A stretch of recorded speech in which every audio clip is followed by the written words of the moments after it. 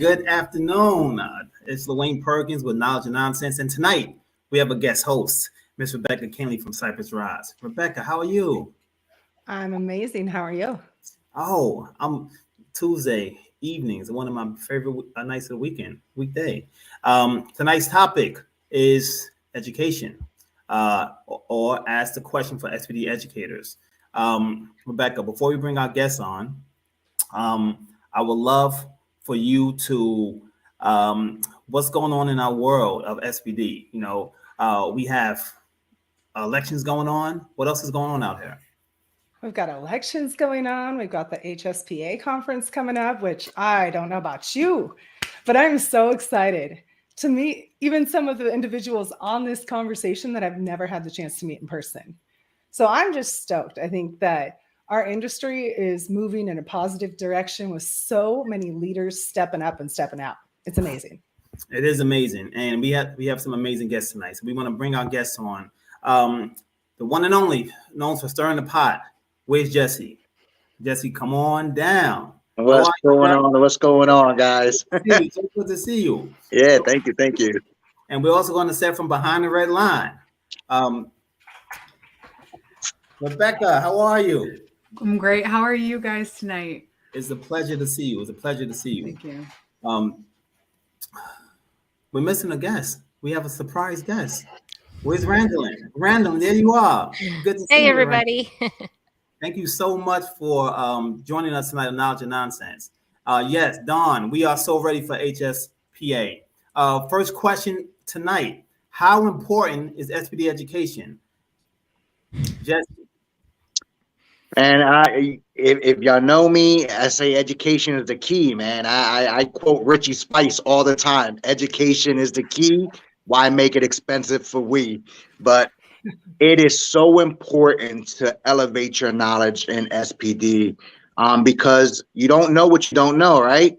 And depending on where you at, what facility, what state, what country, it changes. And you might go in there thinking, oh, this practice that I learned here in this book or in this facility, I can take it with me. And you might have learned the wrong thing for the last 10, 15 years. So it is extremely important to educate yourself. Very much agree. Randall, what are your thoughts? How important is SPD education? Oh, it's the backbones to the entire function of the department, right? Nobody can't really do what they're supposed to be doing without knowing the proper way to do it. And so that's everything with the reprocessing and safe handling of the instrumentation, but also just the environment, the hazards that are involved in being inside of a reprocessing environment with all of the equipment and all of the craziness and the chaos. So it really should be the priority in setting the tone for the workflow, and it should be prioritized. And then everything else with a good education backbone, everything else should start to fall into place. Rebecca, I can see all over your face from behind the red line. What are your thoughts? How important is SPD education? I think that there should be a bigger word than astronomical to describe the level of importance education has within sterile processing. Without the science and the why behind what we're doing, we're literally just pushing buttons on machines. And that can be detrimental to patient safety.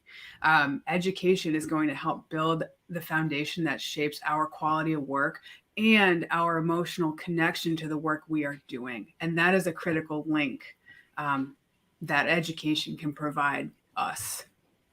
Well said. Rebecca Kinney, you are always educating and giving so many jewels away. How important is SPD education? Oh, it is fire. It is. I love giving and delivering education. When I was a sales rep, I got to do in-services all day long for 12 different local hospitals. And today I get to do it a little bit differently, typically on a LinkedIn platform. But I love to just share the things you didn't know when you started, or the things that you're learning along the way. Because if it meant something to you, it means something to someone else. Or if you didn't know it, someone else didn't know it. And I believe that it affects the entire culture of a department. Would you guys agree that solid education changes the department? altogether. Absolutely. How do you guys feel Yes. about that? Absolutely. No, I think educators are so underrated, right? Period. Yes. We were talking about this behind stage. Is that just one of those positions that's vital, right, Randalyn? It's vital, but so underrated, so underrated. And to your question, why does the why of education impact the culture? Does it affect the culture? Yeah, I'll jump on that one. Absolutely. The entire departmental shift can really change. Not only the why, giving them the why behind what they're doing. Everybody wants to have a connection and they want to understand why they're pushing those buttons on the machine, right, Rebecca? So it will be a cultural shift, and it can be such a dynamic change in the organization as a whole because of this trust, right? The educator is given this opportunity to take their team and trust them with knowledge and give them information. And so you're building a relationship and a trust that's going to hopefully shift this culture, and the morale is going to come up, and you're going to see less quality defects and a better, communication. And there's just so many things that can come from that education program and the educator themselves. So absolutely. Well said. Well said. Rebecca P., what are your thoughts? Yes, again, the science and the why is going to shape our foundation and emotionally connect us to what we're doing. But when everyone in the group knows why they have to wash and sterilize something a specific way, they become invested in doing it correctly for the patient. And then when a collaborative group of technicians understand that why, everyone has the patient's back, and everyone on the team is held to a certain level of accountability. So it makes those conversations among your technicians of calling each other out way more easier and drama-free. So you can be, hey, Bob, this came through the washer together. I can show you how to take it apart if you don't know how. So it creates a culture of, I know, like, we have to do this right for the patient, and I'm not going to judge you for calling me out on my mistake. Let's learn together. So powerful. It's Jessie, that why, and once you adopt and inherit that why, it's almost like a DNA explosion. It's like a light bulb comes on. You get it. I understand my purpose. Jessie, why is education so impactful in the culture of your department? Well, again, because it's a piece that for, I'm going to say decades, because I've been in this field for decades, it was never the priority. As Rebecca said, it was never the priority to give you the why. It was like, here, learn this, take a certification course, get certified, and you're in the field. I mean, it happens to travelers all the time. They go into a facility and it's thought that, hey, they know what they're doing, let them run free. And honestly, no, you have to learn from the beginning. I mean, the education part is so important to know that why, but I'm going to stir this pot on a little bit on this one. Depends on where you get that education from, because there's a lot of bad education out there. Absolutely. I mean, we have subject matter experts, and I hate that terminology, that give out the wrong information. And then when you go across and you try to, and you research it deeply, because it's not just about a Google, it's about going further than that. And you would research it and be like, no, this isn't. Who interpreted it that way? So education's important, but be careful where you get that education from. Yeah. Is it knowledge or is it nonsense? There you go. Boom, man. Drop that bomb. Where the mic at? And it can be hard to identify what's knowledge and what's nonsense when you're in sterile processing, because sometimes you're in a facility that doesn't support education. So the technician, sometimes we have to take it upon ourselves to invest in education and finding what is truth and what is not the right way to be doing stuff. Researching it. Yeah. How do you do that? Digging a little deeper. How do you do that? Oh, go ahead, Randalyn. Nope. Go for it. I was going to say, technicians asking questions, if they're not supported, a big thing I tell everyone now is go to LinkedIn, get on Facebook, social media, and start connecting with your peers in the community. And then through there, you'll find your connections and your resources, how to access a better education, what websites to look at, and that kind of thing. Others can help you develop your tribe and move forward from there. Yeah, I totally agree. And when it comes to educating, I know Rebecca and Randalyn, you both educate within your facilities. Can you talk to us about the different types of educators in facilities? I know that there's clinical educators, system educators, and department educators. Can you elaborate a little bit on the different types of educators? Wow. Yeah. For me, it started, departmental educator, right, and supporting a variety of things within sterile processing and peri-op. I've done a little of both, and really, that's a lot of training. There's a lot of training involved with the departmental educator, naturally, because SPD has got the gateway of always hiring and always onboarding. So there's a huge focus around policies and implementing policies, and then functioning to support that department, that sterile processing department. You're just dedicated really to the staff's evolvement, competency verification, and the flow of the department, making sure everyone's doing what they're supposed to be doing, in line with IFUs, all of that, best practices. And then I did move into a system educator role where I was supporting, the entire organization,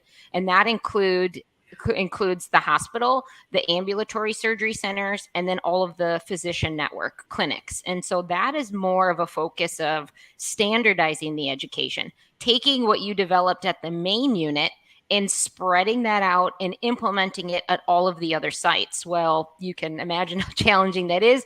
Different equipment, high-level disinfection, different components of this, that, or the other thing. And so trying to standardize policies across this multidisciplinary unit is extremely challenging because not everybody does things the same.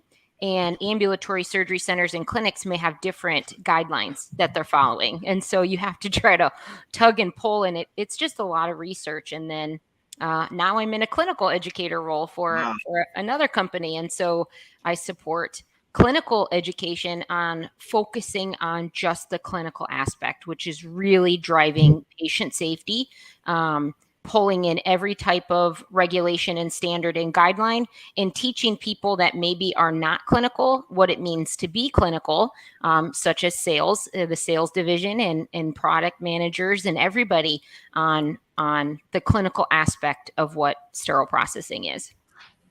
Yeah, and I mean, I could totally agree. Like, I remember when I was a vendor, it would drive me crazy because I could work with one healthcare system, and every single facility within that system would have a different standard.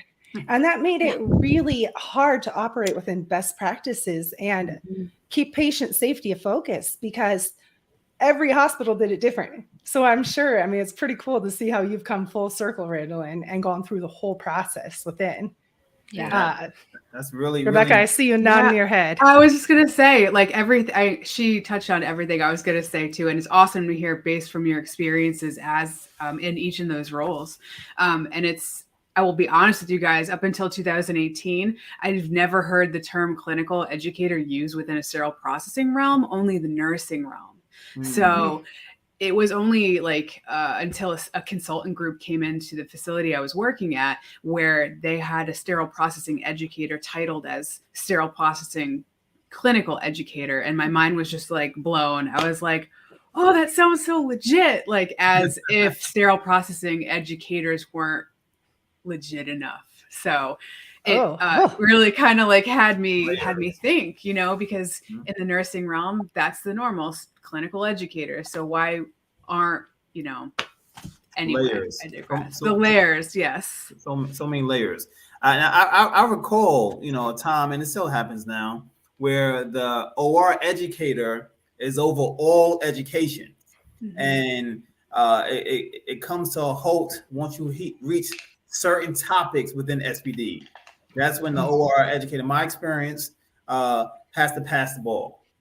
So again, education, so important. Jessie, what are your thoughts? Again, you just kind of like dove into what I was thinking. Depends on where you get your education from. It's there's so many pieces of the puzzle that has to come in. Again, how does that educator decipher or interpret the standards? Where are they looking at? Are they referring AORN, Amy? Are they doing ISO? You know, are they just looking at CDC guidelines?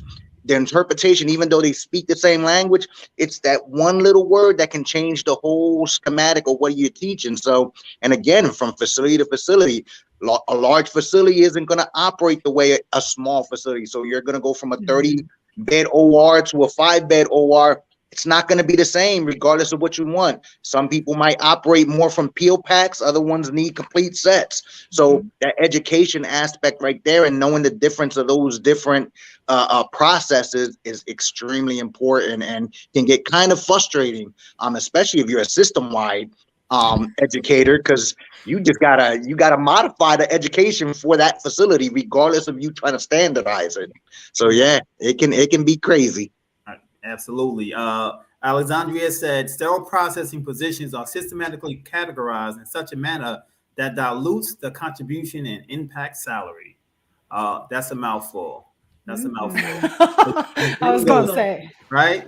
Mouthful. We're going to have the money talk. That's a whole different ballgame. Yeah. Hey, that might be part 2 to this conversation here. Yeah, that's definitely a whole other ballgame right there. Right. Well, we have so much more to talk about, but we're gonna pause for a quick commercial break. So grab your pencil and pads and come on back here on Knowledge or Nonsense. Ooh. Those in the know SIPS Consults. SIPS Consults is hiring. Confident, competent, and consistent. Starting as a consultant and a volunteer, SIPS has grown into a dynamic group of stellar sterile processing professionals, offering excellent benefits, 401k, and consultant in training program. We are hiring certified technicians, leads, supervisors, interim managers, educators, coordinators.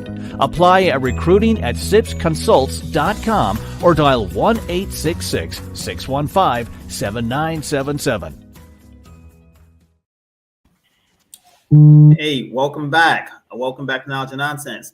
Rebecca, before we get to the next question, tell us a little about Cypress Rise. Ooh, Cypress Rise is my business. And I've been in healthcare for 15 years working in sterile processing or with it. And about 5 years ago, I saw a real gap in my ability to influence with my education. So this is perfectly suited to what we're talking about. I would go to an in-service and there would be 2 people there. So at some point I was like, man, there's got to be a better way to reach more people. So I turned to LinkedIn. And now today I work with multiple different medical companies and medical consultants and physicians to help them with their own LinkedIn and just creating a cohesive message, educating and making what they do about who they're speaking to, not about the products they have. So I love my business. And, you know, it wasn't that long ago that I was working in corporate America as a medical sales rep. And now it's full-time business for me. And I just love serving at that higher level and just helping businesses and medical professionals frickin' thrive. Oh. And frickin' is the technical term. We love it. We absolutely love it. Randalyn, how and who decides when and who gets education within the department? Oh, who's the shot caller? Who's the shot caller? Oh boy, that's a collaborative approach, as though not always easy. It's big that it can't be one person.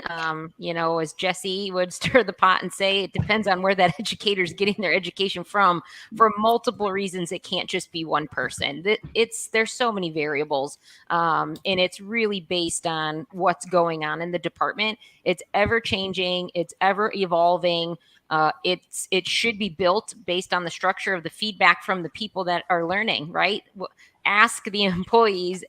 You'd be surprised to post something up to the staff. This is a tool I always used. I will post it up. It's a blank piece of paper. Tell me what you feel like you need to learn. The paper is full by the end of the day. Like, they're not afraid to tell you what they feel like they haven't been trained on. And so that's one component. Management is going to drive the other component because they have a need of information that has to reach their staff, right? There's things that they know that maybe the educator doesn't know, maybe the staff doesn't know. You have to collaborate with leadership to make sure you're getting that across, and then partnering with your equipment, making sure you're touching everything in that department, and then your other departments as well, like infection control. Do we have a spike in infection? Do we have things going on in peri-op? Do we have a multitude of quality defects? What's going on inside the tracking system, right? There's key focus points that we should be throwing at them, and making them fun. So it's got to be a cohesive decision, I think. Powerful. Behind the red line, this one is for you. Are there common indicators that education is desperately lacking in a team and or a department? Yes. How do you know it's lacking? So sometimes non-compliance within the department standard operating procedures can indicate that someone doesn't understand what they're supposed to be doing. Oftentimes, the employee can be looked at as being insubordinate, depending on your facility. But realistically, that person may just be afraid to ask a question. You're going to present them with an educational opportunity rather than remediation plan initially. That way, it kind of promotes the culture and the positivity through asking for help and asking for clarification. Another indicator can be consistent errors with specific devices. So for an example, once you get to the OR, the caps of these shavers still have water inside of them. Or in this shoulder set, I have a fiber wire cutter when there should be a fiber tape cutter. Those patterns and those specific trends can determine where your team needs targeted education. So that to me is where you can find the clarification. Jessie, I can see you're ready to stir that pot. So Yeah. we're gonna clear the lane and let you go for it. Well, I mean, again, those common indicators Rebecca stated, they're all there. Inconsistency within shifts, seeing one person, wrap a tray compared to putting it into a rigid container, or, not putting tip protectors on an item that needs to go in a peel pack, just the inconsistencies, the way decon flows, not organizing correctly in there. It's just different patterns and different work habits, and just from people generally asking the question when they finally see an educator. Oh my God, I never see a manager on the floor, or educator. I got so much I need to learn. That is right there. It's like, yeah, this place is really needing some help. Even from the management team. Because they don't know it all. So, I've been pulled to the side by management and be like, hey, I need you to look this over because this is how we've been doing it. And I've been approached by an employee who asked a question about it. So now I'm asking you. So, yeah, those inconsistencies, those are very common. And that's from facility to facility. Now, Rebecca, isn't that the power of teamwork? You don't always have to be the all-star player and the coach. Right?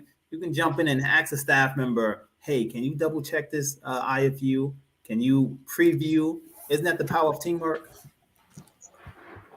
I would say so. And you know what? I would also like to add in one thing that is 100% off script here. And it's this.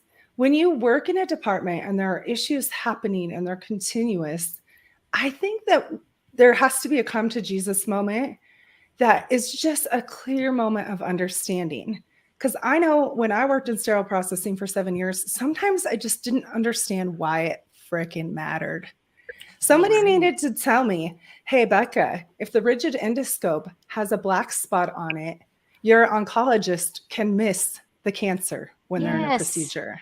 That 3 millimeter difference is the difference between a patient being cancer-free or still having cancer. And that was you not checking and you not doing your job. So I think sometimes there's those heart moments, but I think most times people aren't negligent. I think they just don't know. Yes.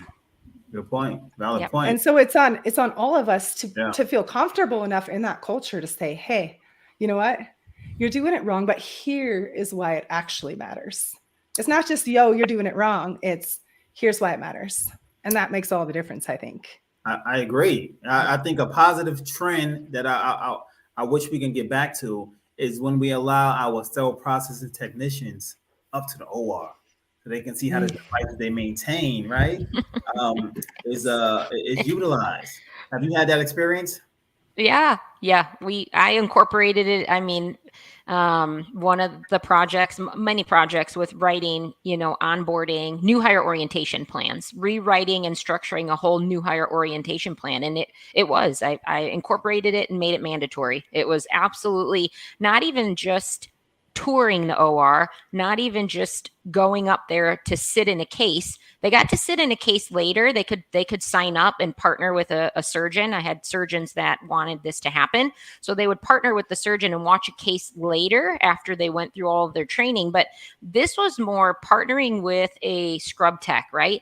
A day in the life of a scrub tech, and a scrub tech understanding a day in the life of an SPD tech is going to full circle help each other, because they're going to send their trays down better. They're going to think of that SPD technician instead of them thinking as just that person down there that's cleaning my tray or over there. Oh, I remember it's Randalyn and she showed me this and her job is so difficult because she has to do this. And so a buddy system, if you will, in the operating room, where both sides are given equal opportunity to learn from each other, because that's going to carry weight later, when they're functioning in their role.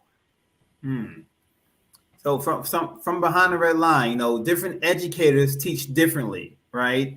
Rebecca, what are your thoughts on what education style was most impactful on your career? How did you learn best? Ooh, how did I learn best? I found that one-on-one and closer working with somebody that was truly invested in their job and the why and knew what they were doing from top to bottom. When you can see that as a tech, you look up to these people as a mentee. And when you can see somebody that is passionate about the job and what they're teaching you, it connects that emotion. So you feel, for me, I felt more empowered learning from somebody that was invested in what I was doing. But again, I like to learn through hands-on learning and more like one-on-one teaching rather than like group styles. Jessie, how about you, sir? I tout myself as a jack of all trades, master of none. So I have a very good memory. So when I read something or I see something, I can usually mimic it. But my teaching style is basically I adapt to the individual. Like I love the feedback. If I see somebody struggle, that's the person I gravitate to, because it's like I want to find the angles for them to learn. Not everyone learns quickly. Some people, like myself, I can see something one time and I'm going to try it. Some people just don't like to jump in and they need that explanation. I mean, as an educator outside of the hospital, I have certain students that are like, they want like the scientific explanation as to why we do what we do. And I'm like, okay, now I have to switch gears here because I'm going to lose everybody, but I'm going to explain it to you. But it opens up questions throughout the whole crowd and it makes the learning experience a lot better. And then you have those individuals that they just don't get it and they need that hands-on. And a lot of it happens like that. Unfortunately, with this in Jersey, that is, certification is part of an SPD tech's requirements. You have to be certified. So that book work has to come in, so you can't be just strictly hands-on. You got to know that intricate education as well. Well said. Well said. We get a lot of feedback from LinkedIn. There was a hot seat question. And this question is for the panel from LinkedIn. Rust and scope channels, how to clean and when to send out for repair. I love this. I love this question. Repair automatically. Repair. Jessie, I was going to say, I don't got to say it. Jessie's going for this one. I know it. Repair. It's you can't clean rust. Simple. This I see this so much in SPD. It's like one of the top 10 pet peeves. Oh, let's throw some surgery stain on it. Let's get that rust off and clean it and send it through. That's a Band-Aid over the problem. Surgery stain isn't gonna, give that passivation layer back, especially in a scope, in a channel, send out for repair. You can't put surgery stain on there. You're gonna damage the lens. You're gonna damage the adhesive around that lens. Out the repair automatically. Okay. And if you're flushing any type of liquid down that channel over that rust, it's going into your patient. Correct. So automatically it should be sent out for repair, regardless if you have a service contract or not. Bye-bye. Yeah, right. And go ahead. Yep. I was going to say, when in doubt, send it out. You see Yeah. the line. I would always tell, and it depends on what kind of scope we're talking about here. I'm not going to get super, super technical, but if we're talking about a flexible endoscope that has a Teflon biopsy channel, oftentimes those get kinks in them. Those need to be sent out fully disassembled and replaced as a new component within the scope. And like Jessie was saying, there's no amount of cleaning you can do that will get rid of that. So when in doubt, send it out. It's one of the best phrases that I could always live by. Hey, say it again. And I'll add a little bit more to that. When it comes to rust again, that comes to the education part of it. Rust is indicative of damage. It's not, rust don't grow on a surface that doesn't have any kind of damage or any wear and tear. It's just not going to sit there and rust for no reason at all. It's something's going on with that surface or that channel that's causing the rust. So that's an automatic indication that something's going on. Clean it so that it can be handled to be sent away to get repaired. Oh, but wait, there's more right after this commercial break.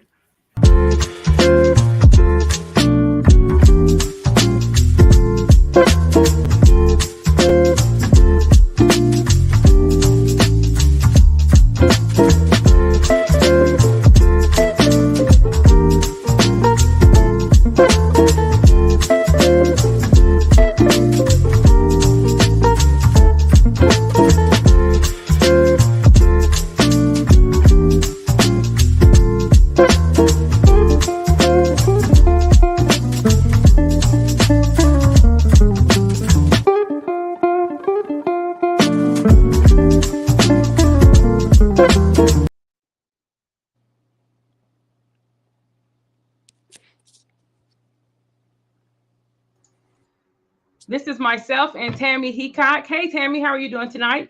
Good evening, Sharon. I'm well. I hope you are. I am well. I'm well. I have my notepad. I'm getting a lot of information and education, but we wanted to take this moment to ask you some questions. I know that you are running for a board member of HSPA, and so we're excited about that. And we just wanted to ask, tell us about yourself. Why are you running? And a little bit of your history before we go back into our educator session. Thank you. My name's Tammy Haycock, and I'm the Director of Sterile Processing here in a system in Northern Kentucky. I was a surgical technologist for 15 years, and in that time went back and forth between the operating room and sterile processing. Absolutely fell in love with sterile processing. Knew that was my home.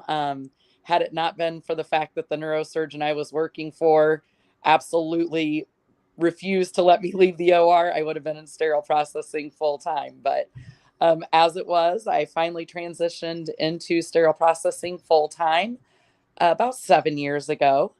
And it was at that time that I realized our industry needed people to make our voices heard. We've historically been, the people in the basement, the glorified dishwashers. Nobody really understood what it was we were doing or how complicated it was. Surgeons, executive teams, nobody could understand why we so often didn't get it right. No one understood it was we had 2 sinks when we needed 6. No one understood it was we had 2 instrument washers when we needed 8, or we had 1 sonic when we needed 4. So that just led me to achieve, great things for myself personally and for my organizations. But it also made me aware in attending conferences and speaking with people like you, Sharon, that our voices aren't heard often. So that's why I wanted to run. I want people to hear our stories, and I want to help elevate sterile processing to the crucial level that it is.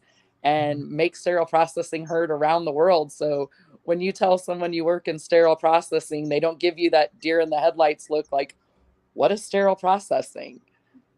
Yeah. Well, you know what? This election has everyone who is running is just like awesome. And I'm so excited because we have the right people who are really going to work for this industry and really working together, like collaborative. It's not a bunch of opposition now. People are actually working together for the betterment of this industry.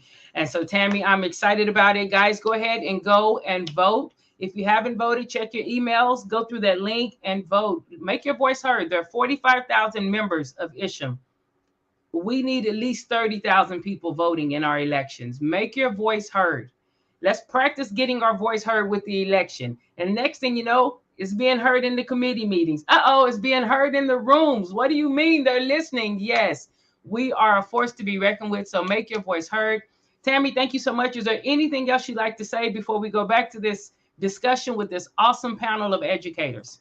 I just want to thank all of the sterile processing professionals out there for everything you guys do. You're heroes. And yes, get out there and vote. All right. Have a good one. And we'll see you at the polls. Talk to you guys later. Thank you, Sharon.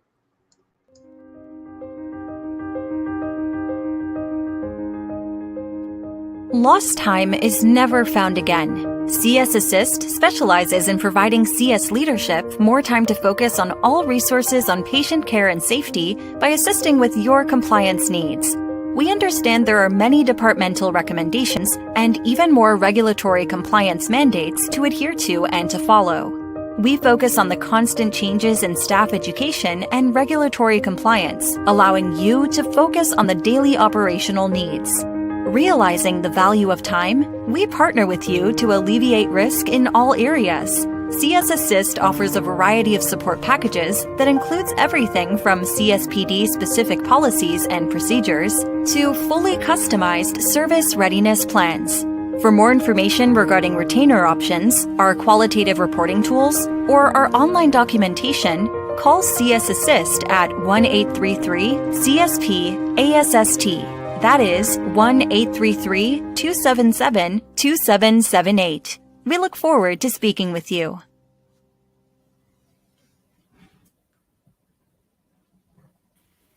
Hey, welcome back. Welcome back now to Nonsense. Thank this amazing panel for spending some time. There's so much going on in our community, right? Scrub Board, HSPA, conferences live and in action. But before we proceed, I want all of us to give a round of applause to all of the educators out there right now helping to raise the bar. So this is to all of our educators. Keep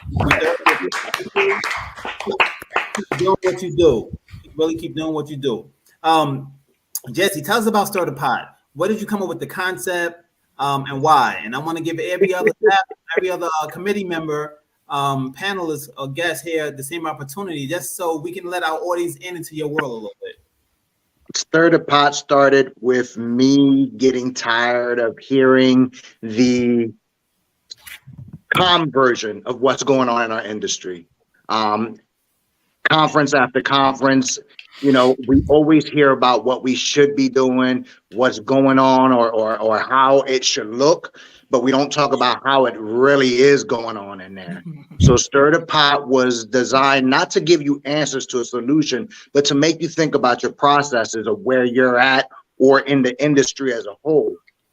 It's looking at it and saying, something, we are doing it like this, but he referred to the standard and is saying this, why are we doing it like this? So Stir the Pot was basically, it was a rebellion on my part, because for a lot of throughout my career, I was overlooked because I am very brash. I'm very upfront. If it's wrong, it's wrong, and I'm going to call it. So Stir the Pot was my way of saying it to the world. Awesome. So I have another question to put out there, and then I want to hear about Behind the Red Line. How and who decides what gets educated and when? How and who decides what gets educated and when? Randalyn, what are your thoughts there? I would say, oh boy. So it kind of depends. Again, this is a multi-tiered and variable question. It depends on who's in the department, what is the size of the department, what is the leadership structure is another component of this. Do you have one SPD manager with an SPD director that's driving, or do you have a peri-op director that oversees all of it? Because you're going to have different initiatives, sometimes different goals. The educator, if you are lucky enough to have one in your organization, invests in one, then that educator can really drive the needs, because they should be involved in the department. They should always be involved in the department. They should know everything that's going on, building relationships and feeding off of what the staff needs. I think it's driven by a lot of different factors. And I mean, I could go on and on, but I'm going to leave it at that. Gotcha. Rebecca, you are absolutely killing it on Clubhouse. Such an amazing force. How and who decides what gets educated on and when? And after you give that dynamic answer, I want to know what inspired you to jump into the Clubhouse space. Sure. So currently at my facility, it is a collaboration between myself and my supervisor. We look at trends or new services coming to SPD and base our education on that. Any items that upper management would like our SPD to focus on, we also assess and develop a plan together to tackle and educate the team. If we are hiring and have new staff coming on, if we have multiple new hires, I'll shift my focus towards the new hire that doesn't have experience for onboarding and training. And if I was with other trainees that had experience, my lead techs will jump in and continue on with them while I can work with the new hire. So it is a group effort. And I feel that it's truly not successful if you can't have education as a group effort.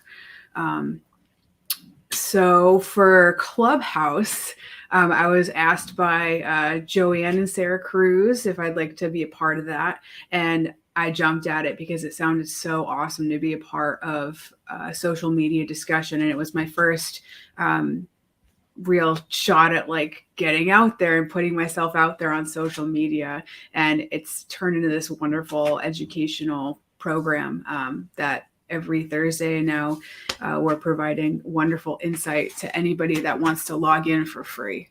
And then Behind the Red Line was started with Alessandra Nicholson from Process, branching out from the process to give more of an insight and a deeper look into the social aspects of our technicians, you know, all of those things that aren't talked about, like mental health and any of those issues pertaining to race, class, wealth, gender, etc. So we wanted to open up a educational space pertaining to that and start those real talk discussions. Wow.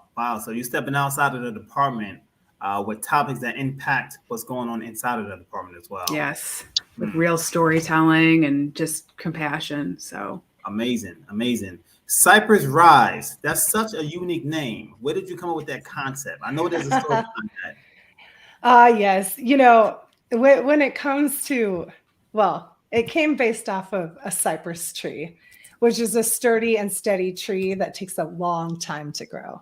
And it has to be rooted and grounded, and it slowly builds. And once it's taken its hold, it can stand the test of time. They say that Noah's Ark was even made out of cypress, and it can just take the hits and it can keep coming. So, you know, that's where Cypress came from. And then the rise aspect of it is just to continually encourage people to rise up, step out of your comfort zone. And, you know, I think that that's very, very true in terms of educating, right? Like sometimes we have to step up and step out of our comfort zone to say, hey, this is the right thing. And Jessie, I know you're the man when it comes to keeping it real and keeping it blunt. Like how do you address, you know, when you see something is wrong, like how do you bring that to light in a professional manner? Cool.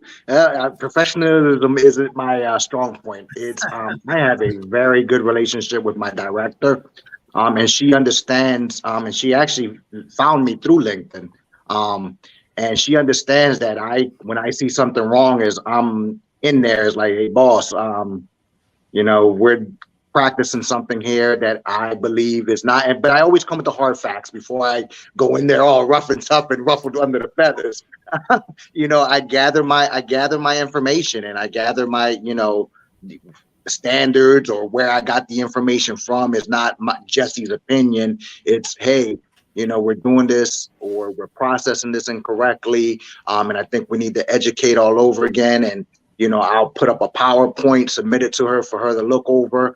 And she gives me the green light. She backs me up all the way. So it makes it a lot easy.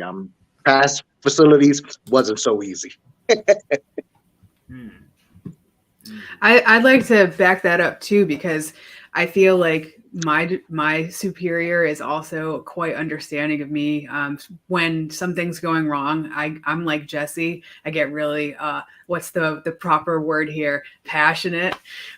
So trying to learn how to control your emotions is a huge thing, but it's important as an educator to either have a really positive working relationship with your superiors and your leadership team, so they can be like, all right, this is truly an issue. Let's take a breath and let's break it down together and figure out the root cause of the situation. Great response. Right, and I think that the root cause sometimes comes back to the metrics. Randalyn and Rebecca, I know you can speak to this, but having the proper systems in place to be tracking these error rates and be able to cater education directly to what's happening within a department, I think is very key as well. Yeah, definitely. The other component of that too is that I had to learn throughout my career is that you have to pick your battles. It's some stuff you can educate on all you want and want to do the right thing, but there's no real way around it. And I'll put an example out there is, we know the IFUs for wrapped items say do not stack, but probably every facility you walk into, you see that, and if the space and the budget isn't there, you got to bite the bullet on that one sometimes, but you have to be able to speak to that process as to why it's happening. And, what are you doing to mitigate any kind of further contamination or damage to the package and things of that nature. And as a good educator, you have to find that modification to educate in that way. Before we has a question for the panel. Statement. He said, these days, the instrumentation are not made with great grade of metal, or the water is not soft enough. What are your thoughts? Are they switching the metals in our instrumentation? We got some past vendors on the panel. What's going on in Germany with this metal? Well, water quality is definitely going to affect your thing. So if you are in a facility and you're in the education or leadership role, it's up to you guys to know that your water quality is not great, how to remediate that, or discuss with your team, hey, we live in this state, we're going to have really hard water. So this is what's going to happen to your instruments over time. These are what water stains look like. This is how to determine if it's rusting, if it's pitting, if it's what color the stain is, and the stain test with the eraser, right? So it really helps you direct education when you know your facility. And as an educator, you really need to be able to explain, like, okay, at other places with RO water, you're not going to see this discoloration on all the instruments, but here in this part of the world, our instruments are going to have funky colors on them. So this is normal here, it's abnormal here. So once you lay that groundwork down and they understand the why behind your instruments look and feel differently, we don't incorporate that into errors, I would pull that even further. Like part of this educator role is quality, right? I always looked at it as, I'm not just an educator, I'm also a quality coordinator, because it's one full circle. You're going to have quality outcomes if your team is, thriving and understanding what they're doing. So I've pushed hard and pulled in so many people, from facilities to reaching out to our vendor and getting a water study done. We collected the water, we send it to a lab, we get the data to back up what you're saying. If you can collect the data to back up what you're saying, you can support leadership and push back to say, this is what we need to do. No, this is not okay. Yes, I'm going to get it changed. Or I've taken it. I know this might not make a lot of people happy, but I've taken it to the surveyor. The surveyor is there. Yes. They said, we've talked about water quality the last 6 years that I've been here. What are we doing about it? Use it. If the surveyor is going to write it down and make a recommendation, there you go. There's your budget and your finance. And there's the push to the leadership to say, yes, we need to invest in better water quality. And from a surgical instrument perspective, it's stainless steel. It should be a 300, 400 level. It should be coming from a manufacturer that's providing that. If that manufacturer is not providing you with a quality product, push back. Do an analysis. What can we do? What are we spending on surgical instruments this month? Let's go with another vendor. Let's get premier pricing from another vendor because we have data to back it up. So there's some real serious work. You can take this education to another level and push quality. Because if it's rusting and we're seeing stains and it's not getting any better, let's change it. Let's change the game. Something's not right. The staff doesn't deserve to work with poor quality, and patients don't deserve it. And as the IFUs evolve, they're calling for critical water. If you don't know what that is, find yourself Amy TIR 34 and get that rolling and out. It really will help justify what you need, especially if an IFU is saying it needs to be rinsed in critical water. And and this is where, again, that education, as you know, as just stated, but this is where you get your facilities involved as well, not just your leadership in SPD, not the OR, not just IP, but the engineers. Those are the people that you have to talk to, because they're the ones that's going to have to look into this system that's going to be placed into your facility. So that's where the education on that side of the piece comes in at. Amazing. So I hear you all saying that SPD educators can be agents of change. Is that a true statement? Definitely. Absolutely. Definitely. Yeah. Absolutely. Yes. How does one become an educator, Jessie? Repeat that. I'm sorry. How does one become an educator? What are some of the steps? Honestly, I mean, my step, I'm gonna put how I got into the field. I went out and I basically got every certification I could under the belt and educated myself. And you just strive for it. You have to be able to have that. Not everybody can be an educator, so it's, how does your staff gravitate to you? I always saw that, everyone always came to me for questions, and I never really wanted to be an educator. I didn't think I was capable of doing it, honestly, but as more as I became a preceptor and people gravitated towards me, and I seen that the people that I was precepting came out to become better technicians, that, management and supervisors were asking me questions. That's how you know that you need to start walking on that path, into becoming an educator. And again, it's about self-knowledge. It's not always about, what somebody told you or what you're getting off of Google or just what you read out of your training manual. I started off as a scrub tech, and one day I was a scrub tech. The next day I was a sterile processing technician. And I saw how that puzzle fitted together. One can't function without the other. So it was important. And the more I got into it, the more I wanted to learn. And I'm like, all right, we're doing this. And I'm a common sense thinker. So I started thinking, I'm like, wait a minute, we're doing this process like this. Why? Let me find this answer. It's not just about reading those chapters. It's looking at the references at the end of them chapters too. And best believe there's not just one organization. There's a second one. So different references that you go to, it's valuable. So you want to become an educator, educate yourself first, and then, regurgitate that knowledge, because that's one of the things that I've seen in this industry early in my career, is that people grabbed onto knowledge and they didn't want to share it. It's like they didn't want to share it. And I'm like, why? It's like, give it out. And if you're able to regurgitate and share that knowledge, your path is to become an educator. Thanks for sharing that. Becca, impact and influence. What does that mean? When I hear the term impact and influence, what does that mean? Me, Becca? Yes, Yeah. ma'am. Yes, ma'am. Impact and influence. I mean, I could speak for 3.5 hours on this right now passionately, but I believe, I see these questions coming through of how can I become an educator and how can I progress?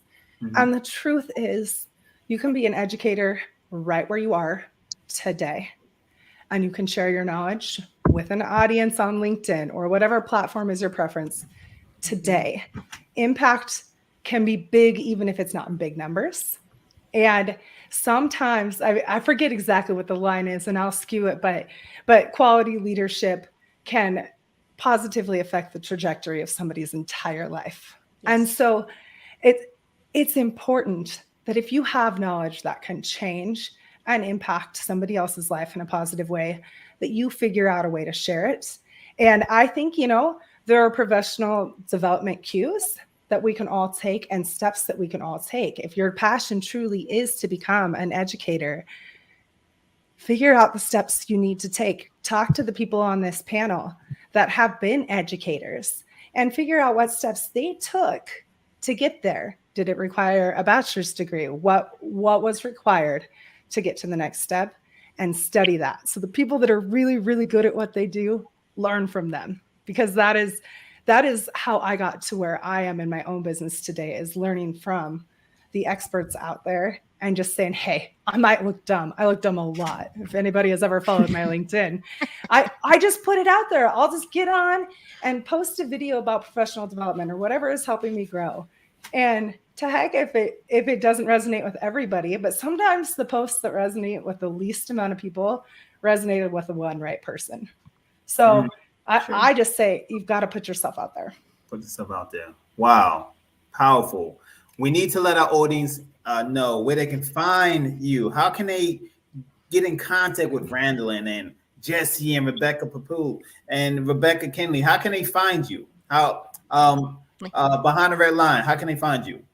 You guys can find me on LinkedIn under Rebecca Peplau, the Behind the Red Line podcast, or the Sterile Processing What You Don't Know Clubhouse page. Also, my Instagram is FAQ_4_IFU. And a lot of my educational tidbits from my current facility are there. So, thank you so much, Rebecca. It was such a pleasure chatting with you tonight. Ms. Randalyn, how can our viewers find you? How can they track you down? LinkedIn. Just search my name on LinkedIn. You'll see it. There's not many Randalyns out there. There's not many Randalyn Walters out there. So if you search me on LinkedIn, you'll see me. I also have a new branded post that's coming through the organization I work for, BellyMed. It's called Clinical Confidence. So I just started posting those on the webpage. So you can search Clinical Confidence and find me that way. Or you can email me at my SPD email. It's Mrs. Walters, SPD21@gmail.com. Mr. Lopez, stirring the pot. How can our viewers find you, sir? Well, you can find me on LinkedIn. Just search my name and you'll find me. You can go on YouTube and look under WDYDCSP, which is what do you do as a central sterile processor. You can check out my podcast, Stir That Pot, on all the podcast links, or on Instagram under WDUD. And you can find me on that. Perfect. Last but certainly not least, my dynamic co-host, Rebecca Kinney, Cypress Rise. How can we find you? LinkedIn, baby. LinkedIn, baby. LinkedIn, baby. I stay in one lane, and that's it. So Rebecca Kinney on LinkedIn. I have reached my maximum amount of connections, so just hit follow and shoot me a direct message. Anybody else who's interested in learning to grow on LinkedIn, you can follow my business page at Cypress Rise on LinkedIn as well, and we can get in touch via DM. I'm here to help you. I want you to grow as a professional, and anything is possible. So shoot me a message. I'm happy to talk with you. Thank you so very much for sharing your time with us here at Knowledge and Nonsense. And we'll see you on the road. We'll be at HSPA. We'll be at the Scrub for sure. I hope to see you all there. Have a wonderful night, and keep saving lives, sterile processing. You really do matter. And educators, keep on moving forward. Have a good night, team, and see you back here soon. Take care, guys. Have a good Peace. night. Bye-bye. Thank you so Thank much. you.